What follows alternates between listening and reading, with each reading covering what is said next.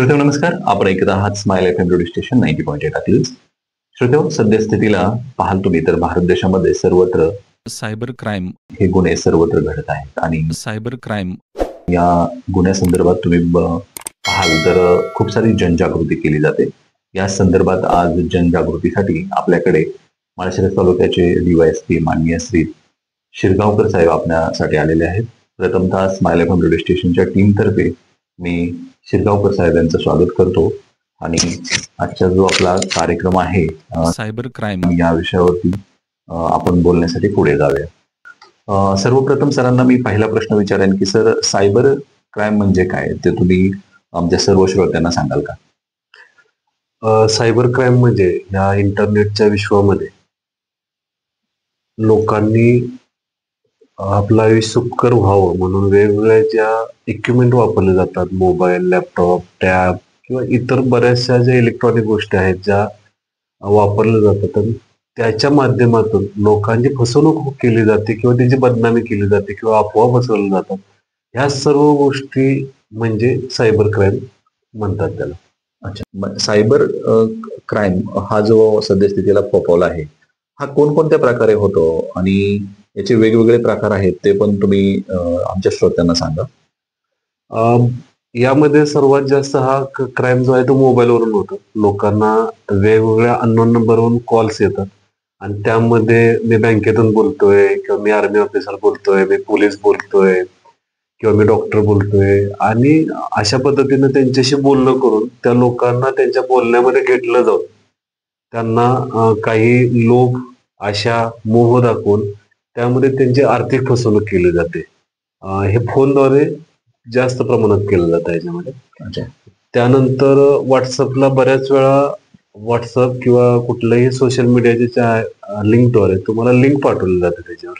अच्छा. त्या लिंक मध्ये तुम्हाला काही डाटा फ्री मध्ये मिळणार आहे, तुम्हाला लकी ड्रॉ मिळणार आहे, आणि मग आपण त्या आशेपोटे त्या लिंक आपण ओपन करायला जातो आणि मग आपला मोबाईल हॅक होऊन जातो आणि त्याद्वारे आपल्या मोबाईलमध्ये असणारा सर्व डाटा अच्छा हा त्यांच्याकडे जातो आणि ते अनालिसिस करून मग तुमच्या त्यामध्ये आपण बऱ्याच वेळा मोबाईलमध्ये एटीएमचे पासवर्ड, बरोबर, बँक अकाउंट, सर्व डिटेल्स आपण त्यामध्ये लिहिलेले असतात आणि त्या डिटेल त्यांच्याकडे जातात आणि मग आपल्या माघारीच आपल्याला आपले पैसे आपल्या खात्यावरून काढले जातात. त्याच पद्धतीने आता नवीन एक स्कॅम एक समोर येतोय, तो म्हणजे व्हॉट्सअपद्वारे तुमच्यावरती गुन्हा दाखल झालेला आहे. अच्छा. आणि तुम्हाला या पोलीस स्टेशनला तपास कमी तुम्हाला याच आहे, अशा पद्धतीचं एक नोटीस येतं. ते हिंदी इंग्लिश मध्ये असतं. त्यामध्ये बाहेरच्या राज्यामधनं त्याचा उल्लेख असतो त्या पोलीस स्टेशनचा ते, आणि त्याच्याबरोबर एक त्यांनी FIR एक पाठवलेली असते. अच्छा. ते FIR फसवणुकीची असते. त्यामध्ये इंग्लिश किंवा वेगळ्या आपल्या भाषा, राज्याची भाषा नाही, इतर भाषा वापरून ती FIR असते. ती FIR खरी असते, पण त्याच्यामध्ये अननोन व्यक्तीविरुद्ध, अज्ञात व्यक्तीविरुद्ध तो गुन्हा दाखल असतो. अच्छा. आणि त्याच्यामध्ये तुमचा रोल आहे, तुमच्या अकाउंटवरती पैसे आलेले आहेत तर तुम्ही ते ट्रान्सफर केलेले आहात, तुमचा ह्याच्यामध्ये रोल नाही तर तुम्ही का भिकाईकडे आला, तर तुम्ही या, तुम्ही जर नाही आला तर तुम्हाला आम्ही उचलून घेऊन जाऊ, आणि या ह्याच्या पाठीमाग लोक घाबरतात आणि मग त्यांच्याशी ह्यातनं कसा मार्ग काढायचा यासाठी डिलिंग सुरू होतं. अच्छा. आणि मग ते लोक त्यांच्याकडे पैसे मागतात आणि मग ह्या सगळ्या ह्याला तो माणूस दिला जातो. स्वतःच्या चारित्र्याला किंवा स्वतःच्या जगामध्ये असणाऱ्या ज्या स्टेटसला तो घाबरतो आणि त्यातून मग तो त्या फसवणुकीला सामोरे बळी पडतो, सामोरे जातो. त्यानंतर बऱ्याच लोकांना वेगवेगळ्या वेबसाईटद्वारे किंवा सोशल मीडियाच्या ट्रॅकद्वारे काही जॉबच्या ऑफर्स येतात. त्या जॉबच्या ऑफर्स मध्ये त्यांना सांगितलेलं असतं की तुम्हाला आज हा टास्क आहे की आज तुम्हाला एक पॅराग्राफ दिला जातो, तो पॅराग्राफ तुम्हाला 100 वेळा टाईप करून आम्हाला पाठवायचा आहे, किंवा आम्ही जर तुम्हाला पेपर देतो ते तुम्हाला चेक करायचे आहेत आणि ते तुम्ही ते चेक करून आम्हाला किंवा ते पाठवाल तर तुम्हाला प्रत्येक पेपर मध्ये एवढे एवढे पैसे मिळतील. अशा पद्धतीचं एक जॉब ऑफर येते. आणि काही जे मुलं आहेत ज्यांच्याकडे रोजगार नाहीये किंवा जे घरामध्ये बसून आहेत, ते लोक हे करायचा प्रयत्न करतात किंवा बऱ्याच वेळा काही गेम्स दिल्या जातात, त्या सोडवण्याचा प्रयत्न केला जातो. तर त्याच्यामध्ये ते जेव्हा हे पाठवतात मुलं, त्यावेळी ते त्यामध्ये त्रुटी काढतात, बरोबर, स्कुटीनी करतात, त्रुटी काढतात आणि त्या लोकांना फोन करतात की तुमच्या या पेपरमध्ये एवढ्या एवढ्या चुका झाल्यात. अच्छा. तर आता तुमच्यामुळे आमचा एवढा वेळ वाया गेलाय, आमचे एवढे पैसे वाया गेलेत, आणि तुमचा आणि त्यांचा एक ई करार करतात ते ऑनलाईन पद्धतीनं. अच्छा. आणि तुम्ही जर एवढे जर आमचं नुकसान झालेलं तुम्ही दिलं नाही तर आम्ही कोर्टामध्ये जाईल. बापरे. अशा पद्धतीने त्यांना एका कोर्टाचं नोटीस पण येतं त्या लोकांना आणि हे लोक सगळं घाबरून जाऊन मग त्याशी डिलिंग करतात किंवा त्यामध्ये डिप्रेशन मध्ये जातात. बरेच लोक यामध्ये आत्महत्या सुद्धा केलेल्या आहेत. तर अशा कोणत्या याला घाबरण्याचं कारण नाही. त्यानंतर सगळ्यात मोस्टली ज्याचा वापर होतो किंवा लोक ज्याला चारित्र्याला घाबरतात आणि कुठेही न सांगता या गोष्टीला बळी पडतात तर म्हणजे हनी ट्रॅप. बापरे. यामध्ये सोशल मीडियाच्या प्लॅटफॉर्मवरून बऱ्याच वेळा अननोन व्यक्तीकडून मेसेज येतात. अगदी बरोबर. हाय म्हणून किंवा गुड मॉर्निंग म्हणून किंवा काही फुलांचे किंवा काही फोटोंचे मेसेज येतात. Yes. त्यांच्या डीपीला खूप स्मार्ट एखाद्या मुलगीचा किंवा एखाद्या मुलाचा फोटो टाकलेला असतो आणि मग त्यांना त्यातून त्यांचे चॅटिंग सुरू होतं, मेसेजिंग सुरू होतं, फोन कॉल सुरू होतात आणि मग त्यांचे ऋणानुबंध चांगले बनतात. आणि याचे ऋणानुबंध बनून ही व्यक्ती एकमेकाला कधी भेटत नाहीत, परंतु ते इतकं छान छान छान छान बोलतात आणि त्यातून मग ते प्रेमाच्या या गराड्यामध्ये ते पुढे जातात, अडकून जातात आणि पुढे जातात अशा टप्प्यावर की ज्या टप्प्यावर त्यांचं व्हर्च्युअल सेक्स होतं. व्हर्च्युअल त्यांचे व्हिडिओ कॉल्स होतात एकमेकाशी आणि त्यामध्ये ते लोक एकमेकाला कॉल करतात. त्यामध्ये काही कपडे नसतात किंवा काय नसतात आणि मग त्या व्यक्तीला त्यानंतर ब्लॅकमेल करायला सुरू केलं जातं. अच्छा. त्याचा एक व्हिडिओ बनवला जातो किंवा त्याचा व्हिडिओ बनवला जातो आणि त्याला तो परत पाठवला जातो आणि तिला सांगितलं जातं की हा तू जर एवढे पैसे नाही दिले तर हा व्हिडिओ आम्ही सोशल मीडियाच्या माध्यमातून युट्यूबवर, फेसबुकवर, इन्स्टावर आम्ही हा टाकू आणि तुझी बदनामी करू, तुझ्या जवळच्या मित्रांना आम्ही पाठवू, तुझ्या फेसबुकवर एवढे मित्र आहेत. अच्छा. त्यावर आम्ही तुला टाकू आणि मग तुला आम्ही त्याच्या पद्धतीने त्रास देऊ तू जर पैसे नाही दिले तर. आणि ह्यामध्ये ती व्यक्ती पूर्णपणे घाबरलेली असते समाजामधल्या जाणाऱ्या त्याच्या चारित्र्याबद्दल, बदनामीबद्दल, कुटुंबामध्ये आपली फॅमिली आपल्याला काय म्हणाल या सर्व गोष्टीला. आणि या सर्व त्रासामध्ये बरेचसे लोक आत्महत्या करतात किंवा बरेचसे लोक पैसे देऊन टाकतात, पण त्या पैशाचं त्यांचं थांबत नाही. अच्छा. बऱ्याच वेळा एखादी व्यक्ती या सर्व गोष्टीला नाही म्हणतो, बरोबर, की जा तुला काय करायचं ते कर जा असं म्हणतो. त्यावेळी ती व्यक्ती कुठल्या तर प्लॅटफॉर्मवर तो व्हिडिओ अपलोड करते आणि त्याची लिंक ह्या व्यक्तीला पाठवली जाते.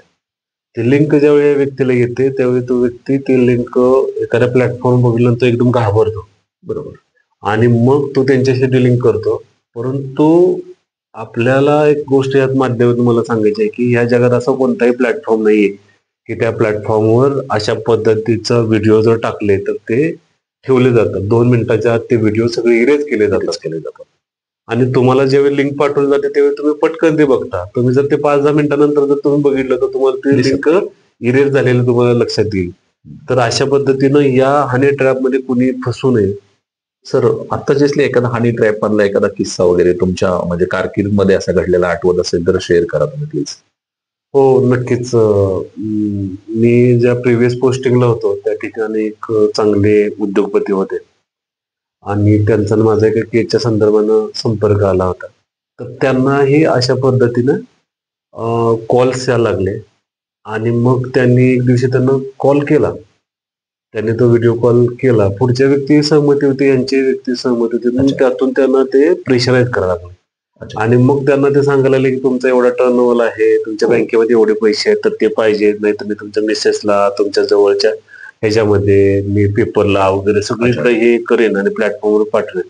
अच्छा. ती व्यक्ती सुज्ञ होती, त्याने त्यांना हे केलं नाही आणि ते आमच्याकडे आल्यानंतर मग फार ह्याच्यातून आम्हाला त्या व्यक्तीला शोध घेतला आम्ही. तर त्या व्यक्ती बऱ्यापैकी छत्तीसगड, झारखंड अशा बॉर्डरवरच्या ते व्यक्ती असतात आणि तिथून ते सर्व कांड करत असतात. म्हणजे सुशिक्षित व्यक्ती याच्यामध्ये इन्व्हॉल्व्ह होतात किंवा ऑटोमॅटिक ऑटोमॅटिकली अडकलं जातं. ह्याच्यामध्ये सर्वात जास्त जे बळी पडले जातात ते एज्युकेटेड लोक, अच्छा, ज्यांचं समाजामध्ये स्टेटस खूप चांगला आहे, अशाच लोकांना ते हे करतात.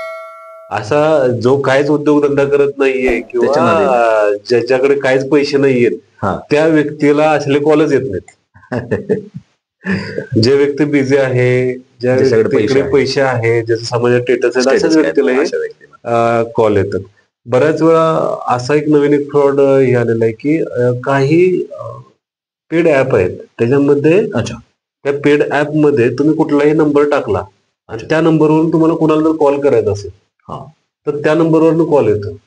म्हणजे उदाहरणार्थ की मला जर एखाद्याला कॉल करायचा असेल मला, तर माझ्या वडिलांचा नंबर आहे त्याच्यावरून जर कॉल केला तर मी वडील म्हणून त्यांच्याशी बोलणार.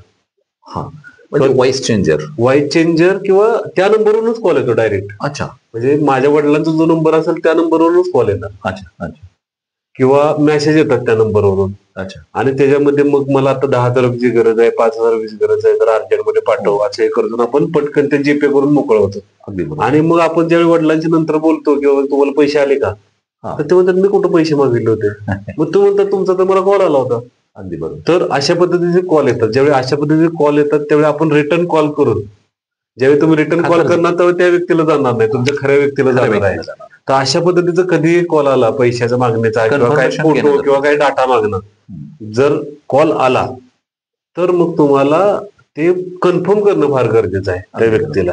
फिजिकली अतिशय उत्तम, जर ते नाही होत तर मग लँडलाईनवरून किंवा फोनवरून तुम्ही त्यांना हे करू शकता. अगदी बरोबर.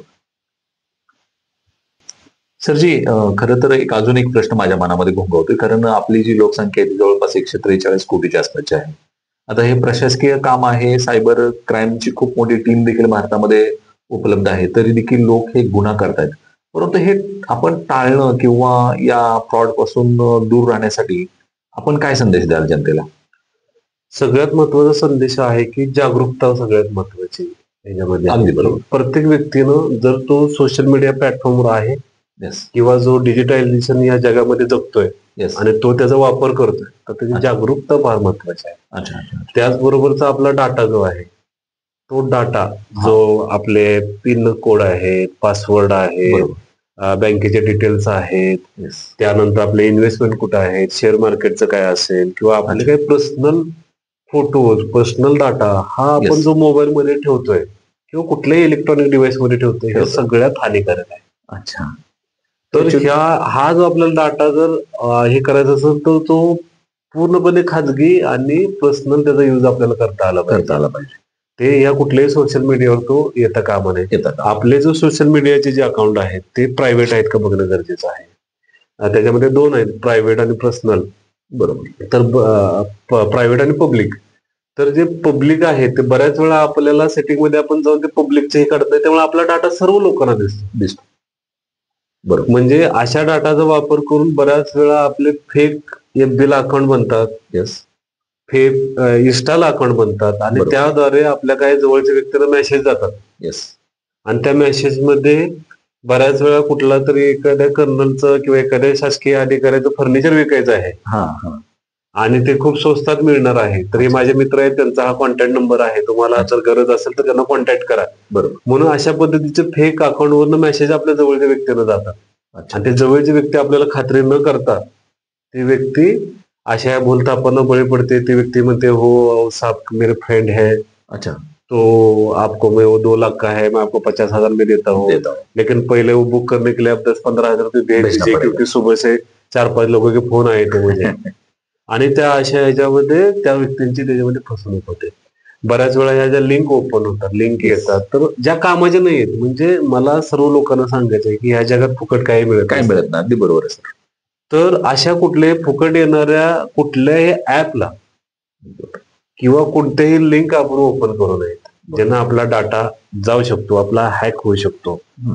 कारण आपण सर्व लोक आत्ताच्या जगामध्ये पेटीएम असेल, जीपे असेल, भीम ऍप असेल, हे सगळे ऍप आपण वापरतो. बरोबर. आणि त्याद्वारे आपण ट्रान्झॅक्शन करतो. त्यामुळे आपल्या अकाउंटमध्ये पैसे असणे आणि त्या मोबाईलमध्ये असणे, त्या ह्याच्यावर अकाउंटवर असतात आणि त्याच्यामध्ये फसवणूक होते. तुम्हाला जर कुठल्याही म्हणजे मला सर्व नागरिकांना सांगायचं की तुम्हाला कुठल्याही अननोन व्यक्तीकडून कॉल आला, अच्छा, आणि तो बँकेतनं बोलतोय किंवा तो कुठून बोलतोय, तर तुम्ही सरळ तो फोन कट करून टाका. अगदी बरोबर आहे सर. आणि तो ब्लॉक करून टाका. तुम्ही एकदा दोनदा ब्लॉक केले की तुम्हाला तो कॉल येणार नाहीत. मग तुम्हाला हाचा प्रश्न पडतो की हा माझाच नंबर त्यांना का भेटला. बऱ्याच वेळा लोकांना फोन येतात की आम्हाला तुमची अशी तुम्ही या गावातले, तुमची अशी जागा आहे, त्या गावामध्ये आम्हाला टावर उभा करायचा आहे, येस. किंवा तुमच्या शेतामध्ये आमच्या एका सायंटिफिक टीमनं व्हिजिट केलेली आहे आणि त्याच्यामध्ये खाली काही भांडी सापडणार आहेत, ते भांडीची किंमत हजारो कोटीची आहे. बरोबर. पण हे तुम्ही कोणाला सांगू नका, कारण परंतु सुरुवातीचा त्याचा खर्च 15-20 लाख रुपये आहे. आमची टीम येणार ते हे करणार आणि त्यांना काही व्हिडिओज पाठवले जातात. बरं. आणि आपल्याला वाटतं की हे मलाच का कॉल आला, ही लॉटरी मलाच का लागते. आणि ज्यावेळी मी नेहमी लोकांना उदाहरण देतो की जर आपल्या घरामध्ये जर एखादी सोन्याची हंडी सापडली आपल्याला, तर ते आपण कुणाला सुद्धा सांगत नाही. आपण ते लपवून ठेवतो. पण आपल्या घरामध्ये जर साप आला तर आपण सगळ्या गावाला सांगतो की हा शील होता, मोठा होता, हिरवा होता, काळा होता, सगळं होता. तर आपल्याला अशीच लॉटरी लागण्यासारखी वाटते बऱ्याच वेळा अगदी बरोबर आहे. की मलाच का कॉल आला, देवानं माझ्यासाठीच पाठवलं असेल त्याला, हो. माझ्या अडचणी त्याला माहित असतील म्हणून हे केलं असतील. आणि ते लोक प्रोसेशन फीच्या नावाखाली तुमच्याकडे 10-15 हजार रुपये कधीही लुटतात, आपल्याला समजतच नाही. कळत नाही. किंवा जुन्या काळामध्ये म्हणजे आमच्या कालावधीमध्ये पेपरला एक कोड यायचं, हा, जे कोड एकदा शेमडं पोरग सुद्धा ते सोडवू शकतं अशा पद्धतीने ते कोड यायचं. आणि ते कोड आपण सोडून त्यांना पाठवल्यानंतर तिकडनं परत त्यांची तारीख घ्यायची आपल्याला की तुम्ही लॉटरी तुम्हाला लागलेली आहे, तुम्हाला एक आम्ही टीव्ही देणार आहे, तर त्याची प्रोसेशन फी 1,000 रुपये आहे. बरोबर. मग आपण म्हणायचं की 10,000चा टीव्ही 1,000 रुपयाला मिळतोय, म्हणून आपण त्यांना 1,000 रुपये पाठवायचे. ते एक दिवशी बॉक्स यायचं, त्या बॉक्समध्ये सगळी दगड असायची. तर अशा पद्धतीने लोकांची फसवणूक केली जाते. तर तुम्ही नेहमी लक्षात ठेवा, अननोन एक व्यक्तीचा कॉल आपल्याला आला की त्याला कट करायचा, काहीच बोलायचं नाही. अगदी बरोबर. मग तुम्हाला जास्तीत जास्त काय होईल, तुमच्या ज्या बँकेत अकाउंट आहे तिथे जाऊन एकदा व्हिजिट करून या तुम्हाला खात्रीसाठी. कुठलीही बँक तुमच्याकडून कुठलाही ओटीपी मागत नाही, कुठला एटीएमचा पासवर्ड मागत नाही, एटीएमचे 16 आकडे नंबर मागितले जात नाही, किंवा त्याच्या पाठीमागचा जो 3 आकडे नंबर असतो तो कधी सीव्ही नंबर कधीही मागितले जात नाही. बरोबर. बऱ्याच वेळा लोकांना असं येतं की मग त्यांना कसं माहित माझं एसबीआय बँकेमध्ये अकाउंट आहे, किंवा ते पहिल्यांदा असंच आशेत घेतात तुमचं बँकेमध्ये अकाउंट आहे. मग तुम्ही तो जर म्हटलं की आयसीआयसी, मग तुम्ही आयसीआयसी नाही, मग कोणत्या बँक, हा वही बँकचे, हे असं हे करतात आपल्याला. बरोबर. तर ह्या कुठल्याही भूलथापांना बळी पडू नये. मी आज त्यासाठीच खास आलेला आहे, कारण आज 8-10 हजार रुपये सुद्धा फार मोठी गोष्ट आहे, ज्याच्यामध्ये आपलं कुटुंब चालतं, 1-2 महिने ते कुटुंब चालतं. बरोबर. तर यासाठी कोणी फसू नये.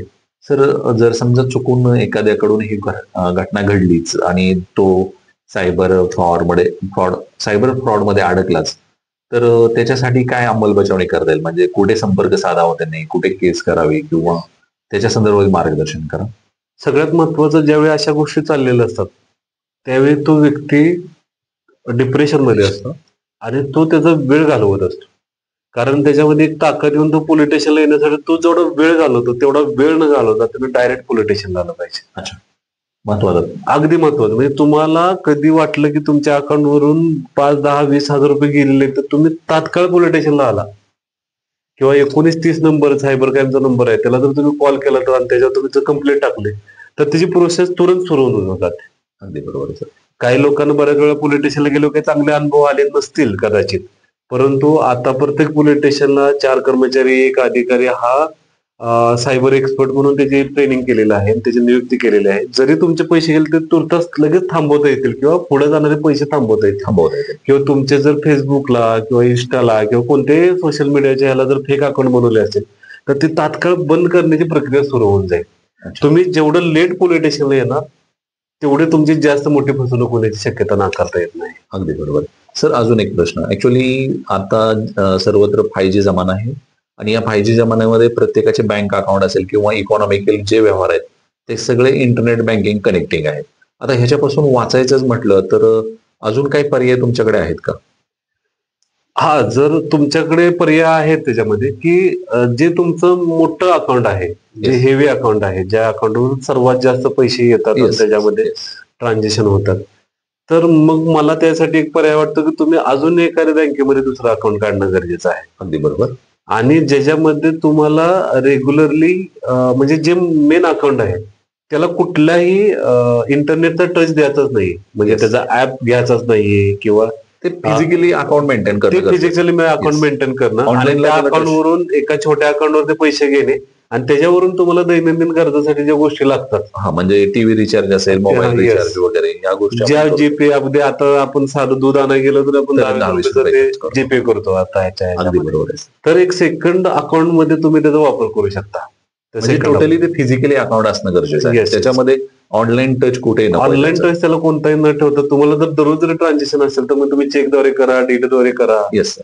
अगदी बरोबर. परंतु ह्याच्यापासून वाचण्यासाठी, कारण आणि त्याच्यामध्ये जर तुम्हाला ते ठेवायचंच असेल तर मग तुमचे पिनकोड हे साधारण 8 दिवसांत तुम्ही बदलले पाहिजेत. हे पण महत्वाची बाब आहे. तुमचं जे पासवर्ड आहे तो पासवर्ड 8 अंकीपेक्षा जास्त आणि तो हेवी किचकट असला पाहिजे. किचकट असला पाहिजे. नाही तर आपले सगळे पिनकोड, आपल्या गाडीचे नंबर, आपल्या Birthday. जन्मतारखा जे कुठल्याही एखाद्या सायबर हॅकर्सला इझिली म्हणजे तुमचं जर सोशल मीडियावर जरी तो गेला तर त्याला लक्षात येतं की बाबा की याचा पासवर्ड काय असणार आहे.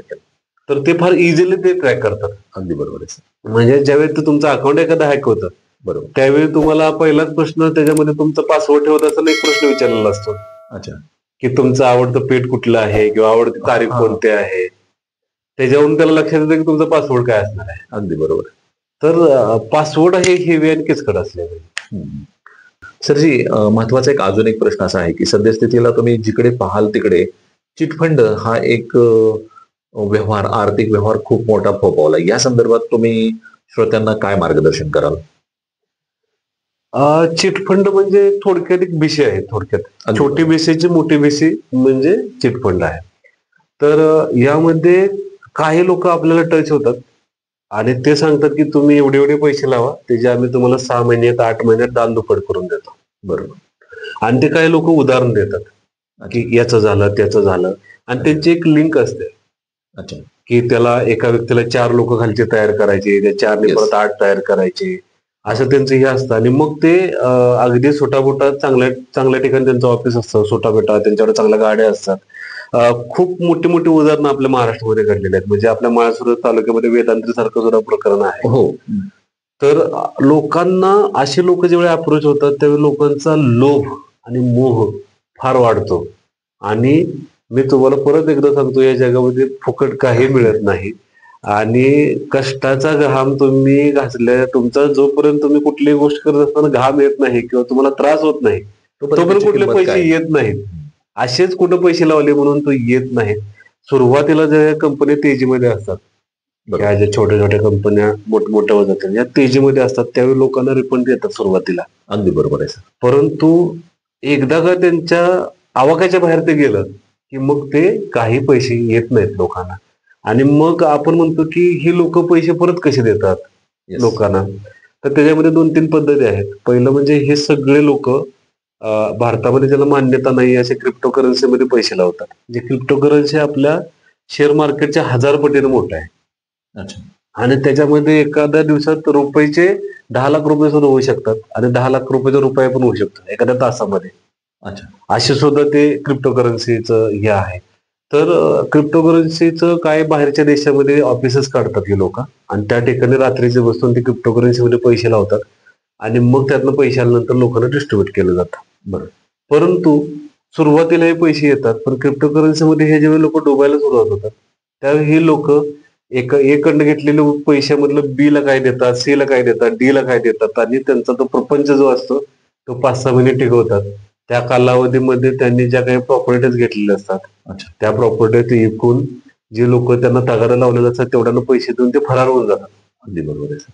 तर अशा कोणत्याही चिटफंड मध्ये कुणीही फसू नये. कारण आरबीआय कुठलाही चिटफंड असेल, कुठलीही सोसायटी असेल, कुठली पतसंस्था असेल, बँक असेल, मल्टी स्टेट कंपनी असतील, ह्या आरबीआयच्या रूल नुसार चालतात. बरोबर. आणि आरबीआयच्या रूल नुसार त्यांना वागावंच लागतं, त्यांना त्याचा व्यवहार करावाच लागतो.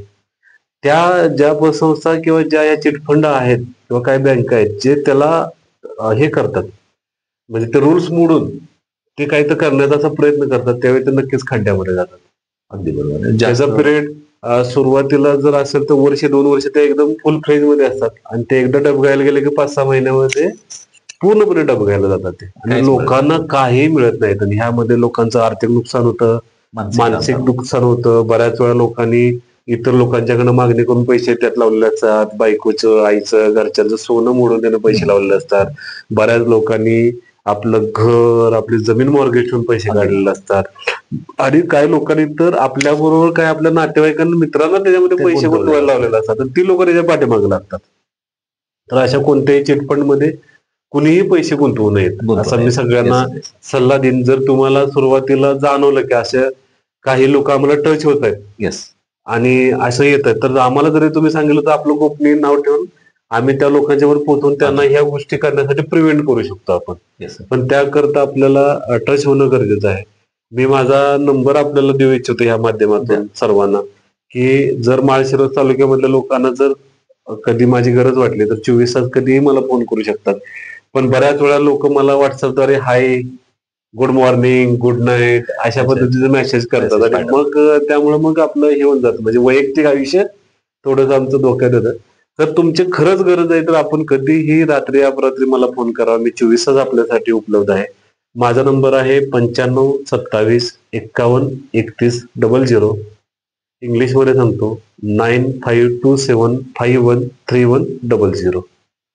सर, क्रिप्टो करन्सी म्हणजेच हे आभासी चलन आहे आणि यामध्ये खरं तर नवतरुण वर्ग खूप सारा गुंतला गेला आहे आणि खरं तर भारताची जी लोकसंख्या आहे या विषयावर जर आपण थोडं पाहिलं तर नवतरुणांची संख्या सगळ्यात जास्त असणारा जगातील भारत देश आहे माझ्या अंदाजाप्रमाणे. पण नवतरुणच ह्या आभासी चलन, क्रिप्टो करन्सी याच्या पाठीमागे खूप मागे धावत आहेत. तर शेवटी जाता जाता तुम्ही आमचे जे नवतरुण यामध्ये गुंतले त्यांच्यासाठी एक मोलाचा सल्ला या ठिकाणाहून तुम्ही अवश्य द्या. मी सगळ्यात नवतरुणांना सांगतो की शॉर्टकट मध्ये या जगात काय मिळत नाही. अगदी बरोबर आहे सर. तुम्ही म्हणजे आपण ज्या रील्स बघतो आता जे युवक जे आहेत किंवा मी सुद्धा असेल तर दिवसभरात नाही म्हटलं तर 100-1 रील्स बघतो आपण. Yes sir. तर त्यापेक्षा जास्त रील्स बघतो. यातले नवतरुण जे आहेत बऱ्यापैकी बेरोजगार आहेत, काही स्टार्टअप मध्ये आहेत, परंतु या रील्स बघतात आणि रील्स मधले काही व्हिडिओ बघून त्यासारखं बनण्याचा प्रयत्न करतात. अगदी बरोबर. तर मी नवतरुणांना सांगतो की शॉर्टकट मध्ये काही मिळत नाही. तुम्हाला कुठली गोष्ट करायची ते कष्टानंच करावं लागेल. कष्टाने केलेल्या गोष्टीला थोडासा वेळ लागेल, पण ते स्थावर असेल, आभासी नसेल. Yes sir. तर सगळ्यांनी प्रामाणिकपणे प्रयत्न केला पाहिजे. तुमच्याकडे ज्या असणाऱ्या आयडियाज आहेत, तुमच्याकडे असणाऱ्या जी बुद्धी आहे त्याचा चांगला वापर केला पाहिजे. त्याचा वापर गुन्हेगारी क्षेत्रामध्ये किंवा इतर कोणत्याही बाबीमध्ये न करता आपलं जीवनमान चांगलं करण्यासाठी केलं पाहिजे. बरेचसे मुलं मी पाहतो की बरेचसे मुलं आता स्टेटसला काही वेपन बरोबरचे फोटो ठेवतात, काही त्यांच्याकडे लायसन नसताना काही बाईक फास्ट मध्ये पळवत असताना काही व्हिडिओ बनवतात आणि ते ठेवतात. तर हे पूर्णपणे चुकीचं आहे. यामध्ये गुन्हे दाखल होऊ शकतात आणि तुमच्याकडे लायसन नसेल किंवा तुमचं वय नसेल तर तुमच्या आई वडिलांना सुद्धा त्या गोष्टी त्या अगदी बरोबर. भोगाव्या लागणार आहेत. आणि आम्ही काय दिवसापूर्वी जे टू व्हीलर वरून जे छोटे मुलं फिरतात त्यांना पकडलं होतं आणि त्यांच्या आई वडिलांच्यावर ह्या कारवाई आम्ही केल्या होत्या. तर परंतु आपलं करिअर धोक्यात न घालता येस, आपण ह्या गोष्टी करू नये. जग फार सुंदर आहे, आयुष्य खूप चांगलं आहे, ते चांगल्या पद्धतीने तुम्ही जगा. कारण मीही अगदी छोट्या कुटुंबातनं या ठिकाणी पोहोचलेलं आहे आणि तुम्हीही कष्ट केले की तुम्हाला यश मिळणार आहे. फक्त शॉर्टकट मध्ये काही मिळणार नाही. मी आता सर्वांना सांगतो. धन्यवाद सर. श्रोते नमस्कार. आणि आज स्माइल FM रेडिओ स्टेशनच्या स्टुडिओमध्ये माळशिरस तालुक्याचे DYSP साहेब माननीय श्री शिरगावकर साहेब या ठिकाणी आपल्या सायबर क्राईम या संदर्भात सर्वांना मार्गदर्शन करण्यासाठी या ठिकाणी आले होते आणि खरं तर सरांनी खूप सारं अतिशय सुंदर असं मार्गदर्शन केलेलं आहे आणि मी सरांचं स्माइल FM रेडिओ स्टेशनच्या टीमतर्फे त्यांचं पुन्हा एकदा हार्दिक स्वागत करतो आणि याच ठिकाणी आम्ही थांबतो. सरांचे पुन्हा एकदा आभार. धन्यवाद. खूप खूप धन्यवाद सर. आपण मला बोलवलं, आपल्या माध्यमातून या सर्व लोकांशी मला बोलता आलं, जनजागृती करता आली आणि यातून काही लोकांची फसवणूक जरी आपल्याला थांबवता आली तर आजचा तुमचा आणि मी जे कष्ट घेतले ते नक्कीच कामी येतील. तुम्ही मला बोलवलं, त्या माझा आदर सत्कार केला त्याबद्दल मी आपला धन्यवाद व्यक्त करतो. नमस्कार. थँक्यू.